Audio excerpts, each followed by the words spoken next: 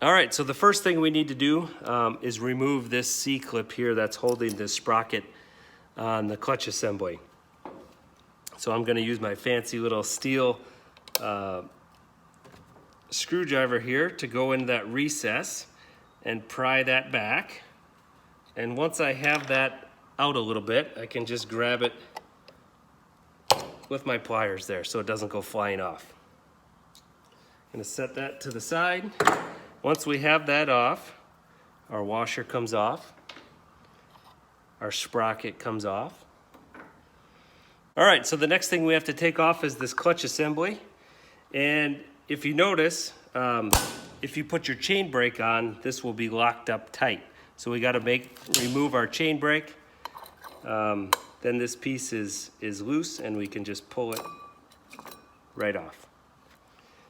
Make sure that you do not lose the little roller bearing that's in there. So that sits in here. We'll take a look at this. Obviously there's a lot of grime and dirt in here, so I think we're on the right path. This assembly needs to be cleaned out. We'll set those aside. The next barrier we have here is the actual clutch assembly. So you can see there's springs here, and these are actually friction material that spread outward and engage our clutch device here that actually then engage the sprocket and start moving the chain. So when you're going at slow speed, these are retracted, just freewheeling in there. When you rev up the engine, centripetal force forces these assemblies shoes out and engage that piece and then get you moving. So what we need to do here is, you can see there's a nut assembly on here. We need to turn that, but to turn that, we need to be able to lock the engine up. So you can see right here, if I turn that, basically I'm just gonna turn the cylinder over, so we need to prevent that from happening. Now the easiest way to do that is to remove the spark plug and put a rope or some sort of soft material in there to prevent the piston from traveling upwards, so you can go in the rotation and actually turn that nut without damaging the engine or preventing the engine from turning over. So we got to take our cover off here.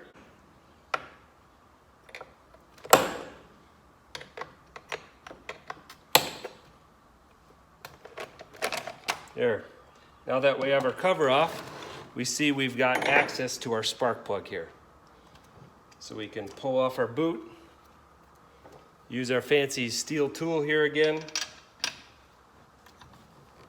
and remove our spark plug.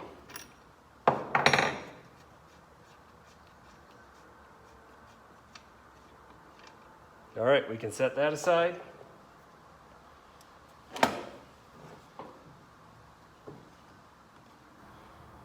Now we need to find a rope to put in there. Okay, I found this cool purple rope because I have two daughters. I'm just gonna feed that into the cylinder here. Looks like I'm almost at top dead center anyway.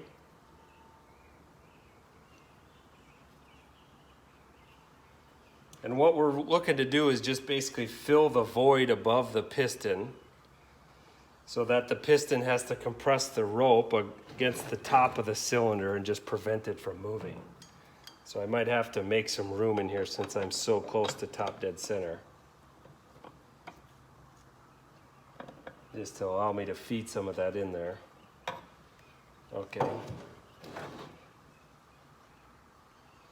So I'm just gonna feed as much as this rope in there as I can kind of fit.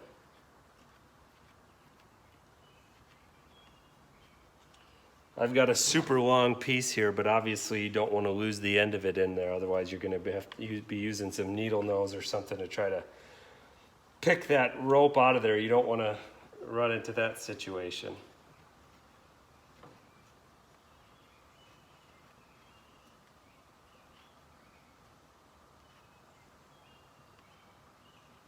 All right, got some in there. I'm going to use my socket now on this, and this is a reverse thread, so I'm going to have to go this way, see if we can get this popped loose.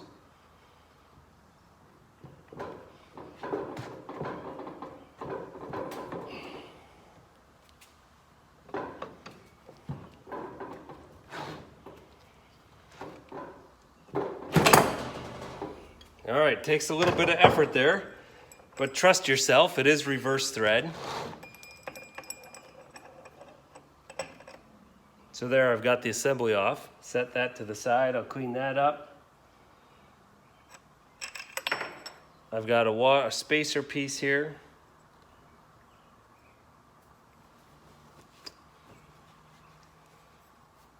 And look at what is in there. It is just nasty.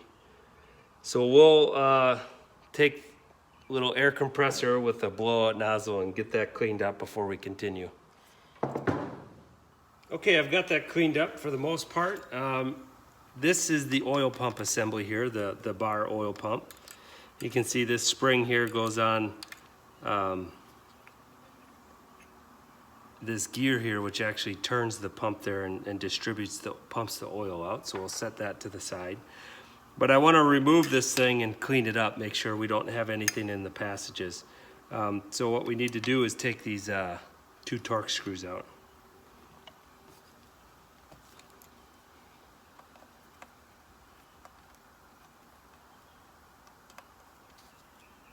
There's one.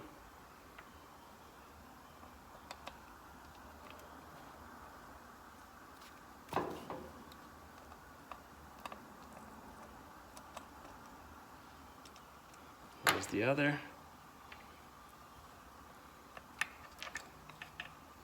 Then we can just take this piece off.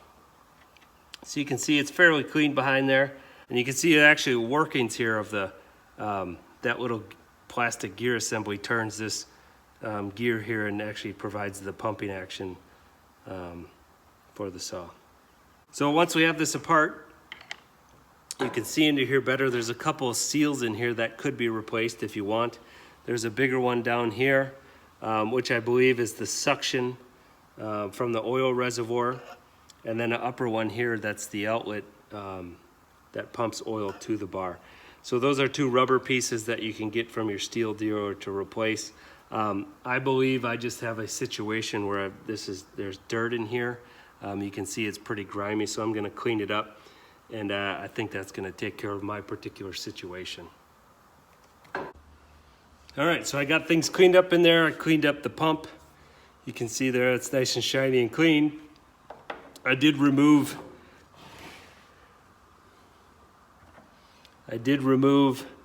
the gasket from this port just to show you what it looks like here. It's a little piece of rubber.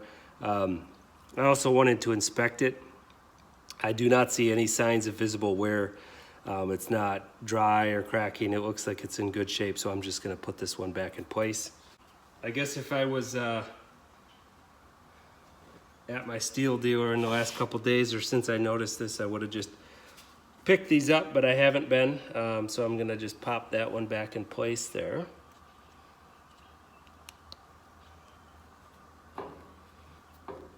There we go. And this one's a little bit harder to see there, but that one's also in good shape down in there. So I believe what we had here was just a contamination issue. You saw how filthy it was in there. So now we just have to put it back together. You can see here for that bigger gasket, this is the piece that fits in there. And then this is the little spot face that goes on that smaller one, gets clamped on there. So I'm gonna make sure those are extra clean here.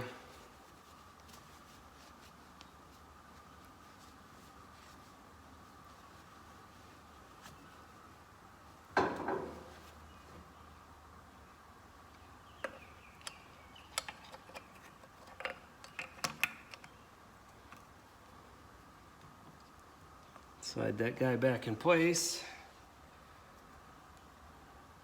Put our 2 screws back in.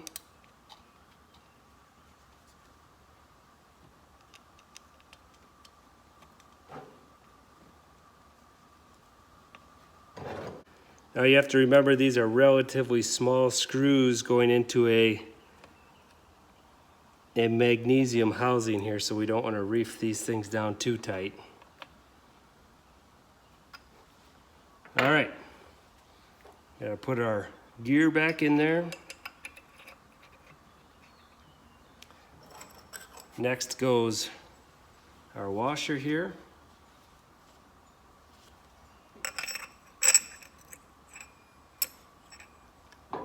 Then our clutch assembly, but I'm gonna clean it off before we throw it back on there. Okay, I've got that cleaned up. So now we're gonna put it back on. So the German engineers there at Stihl are kind to us. They label things. This says top, so that's the outside. Our clutch assembly, there's only a nut that you can grab onto on one side, so that's this side, so obviously that goes on the outside here. Remember, this is reverse thread, so we gotta spin it back this way. And they're even also so kind to us as to make it the same size here as what's on the tool, so you can do this out in the field if you need to. I've turned the saw up on the side here. It's just a little bit easier to get our tool on. And we just have to tighten that up. Not much to it. The nice thing about this being a rotating assembly and that being a reverse thread is it's not going to loosen up on its own because it's going to tighten over time as it spins. But you don't want to put it on loose.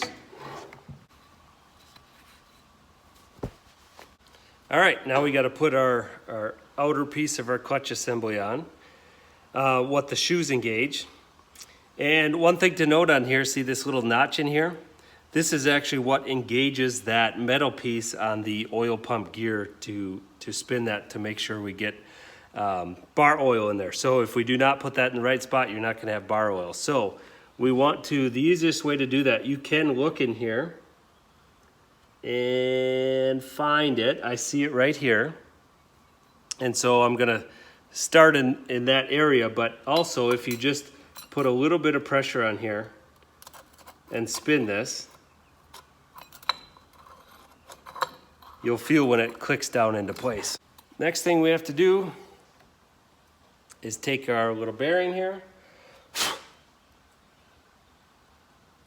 slide that in,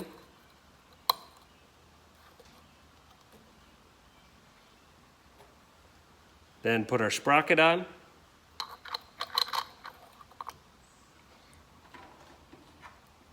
Then all that's left is our little washer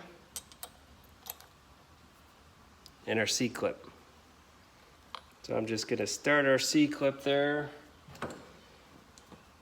get my needle nose,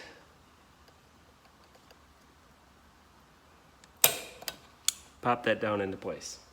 So obviously we can't forget to take our rope out. So let's pull that out of there. Piece of cake.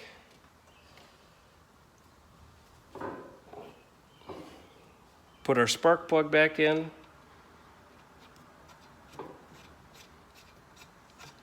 And we're ready to roll. Just need to put a bar and chain on this bad boy and it's ready to rock.